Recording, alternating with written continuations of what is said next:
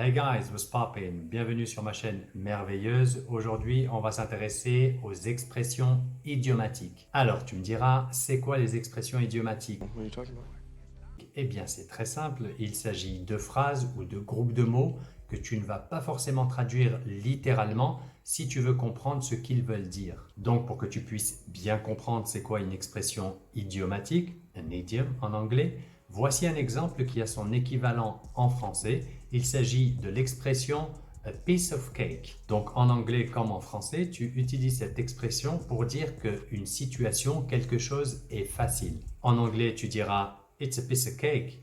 En français, tu diras c'est du gâteau. Du coup, dans ce petit tuto du jour, je vais te mettre à disposition une dizaine d'expressions idiomatiques très importantes et elles te seront extrêmement utiles lors de tes échanges avec les interlocuteurs natifs. Donc le petit rappel rituel, n'oublie pas de t'abonner à cette chaîne merveilleuse, n'hésite pas à utiliser la section commentaires si tu as des questions et bien sûr, n'oublie pas de lâcher un petit pouce bleu. So let's not waste any more time and let's go! I'm ready. Let's do it right now, right here.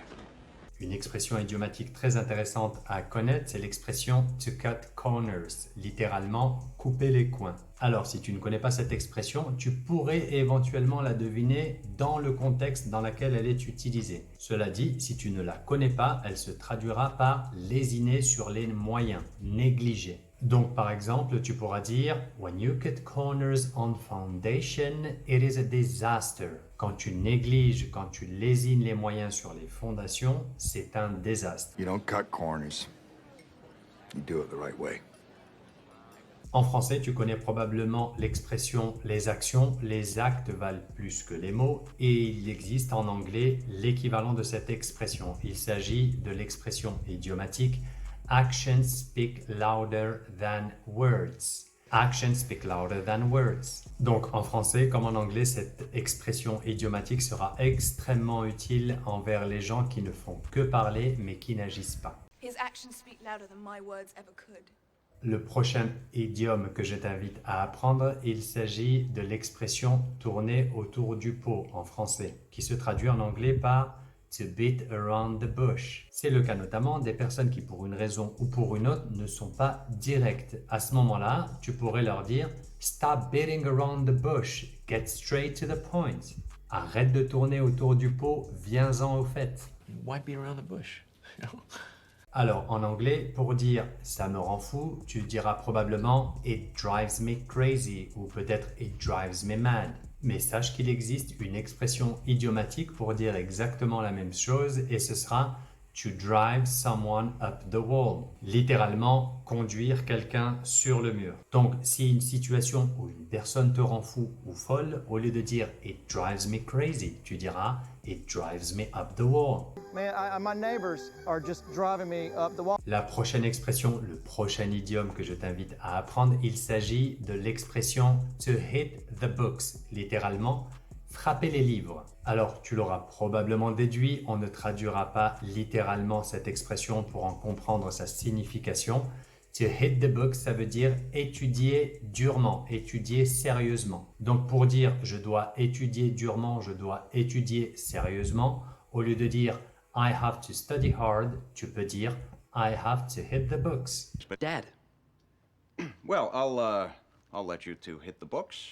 Ensuite, la prochaine expression idiomatique que je t'invite à apprendre, il s'agit de l'expression idiomatique to make a long story short. Littéralement, faire une longue histoire courte. Même si tu n'as jamais entendu cette expression, je pense qu'avec le contexte, tu es capable de déduire son sens. Donc en français, tu traduiras cette expression par « pour résumer, en bref, en un mot ». Petite précision, lorsque tu veux utiliser cette expression, tu n'es pas obligé de dire « I make a long story short ». Tu peux dire tout simplement « long story short ». Long story short, we no longer need a computer in this department. Une autre expression idiomatique très utilisée est « to sit on the fence » qui se traduira littéralement par « s'asseoir sur une clôture ». Alors bien sûr, la traduction littérale ne donne pas la signification de cette expression. To sit on the fence se traduira en français par être neutre, être indécis. Imagine, tu as un choix à faire pour tes vacances. Tu as la possibilité de partir au Brésil ou en Espagne, qui sont deux super destinations. Mais voilà, tu hésites. Donc dans ce cas-là, tu hésites, tu es indécis, tu tergiverses. Tu pourras dire I don't know where to go, I'm sitting on the fence. Je ne sais pas où aller, je ne peux pas me prononcer, je tergiverse, je suis indécis. And there's a third sitting on the fence. Une autre expression idiomatique que j'adore, c'est I couldn't care less, qui se traduirait en français par je ne pourrais pas prendre soin moins. I couldn't care less est beaucoup plus fort que l'expression I don't care, qui veut dire je m'en fous. Et donc on pourrait traduire cette expression en français par je m'en balance ou c'est le dernier de mes soucis.